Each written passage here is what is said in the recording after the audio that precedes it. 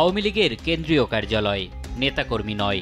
আশেপাশের মানুষ মাঝে মধ্যেই ঢুকছেন অফিসটিতে, তবে দলীয় কোনো কর্মসূচি নয়, একান্তই প্রকৃতির ডাকে সাড়া দিতে। আপনার পাবলিক টয়লেট এই কেন এটা তো আমরা বলতে পারবো না, মানে সবাই এটাই বলতে আছে।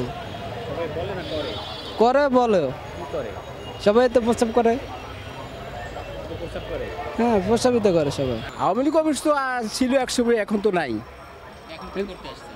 এখন আমি একটু প্রসাব করব। আওয়ামী লীগ সরকার পতনের পর এমন অবস্থা চলতে থাকায় দুর্গন্ধে এখানে 1 মিনিট অবস্থানই কষ্টসাধ্য হয়ে দাঁড়িয়েছে।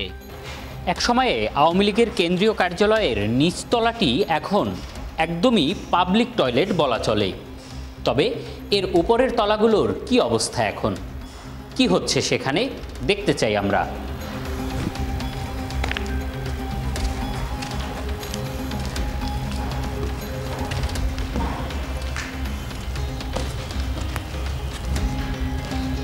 সিঁড়ি ধরে উপরে উঠতেই দেখা মেলে ভবঘুরেদের।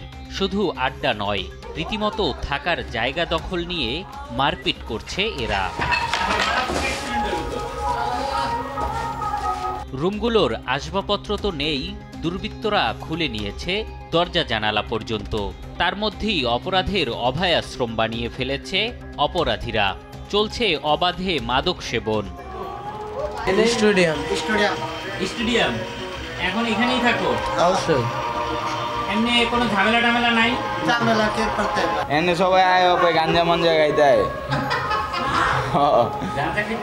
প্রসাব করতে হয়, বাথরুম করতে হয়। এখানে মানুষ এখন বর্তমানে হাঁকতেছে, বাথরুম করে, প্রস্রাব করে এবং গাঞ্জা খায়, বাবা খায়। এখানের মানুষজন এখন এটাকে একটা আস্থানা বানিয়ে ফেলছে যে গাঞ্জা, বাবা, হিরোইন। রাত হলে দেখবেন যে অনেক লোকজন দল বাইদা উপরে ওঠে, উপরে ওইটা এগুলা খায়, মাদক সেবন করে, হাগে, বাথরুম করে, প্রস্রাব করে, যে যেমনে যার স্বাধীনতাভাবে চলতেছে, খাইতেছে এখানে। আরও উপরে উঠলে দেশ টিভির ক্যামেরায় ধরা পড়ে দেহ ব্যবসার চিত্র। রাত হলে যা আরও বাড়ে বলে দাবি স্থানীয়দের। এখানে যে নিশাখোর যারা নেশা করে, মাদক, গাঞ্জা, ইয়াবা এগুলা সেবন করে, রাতের দিকে মহিলারাও আনাগোনা হয়।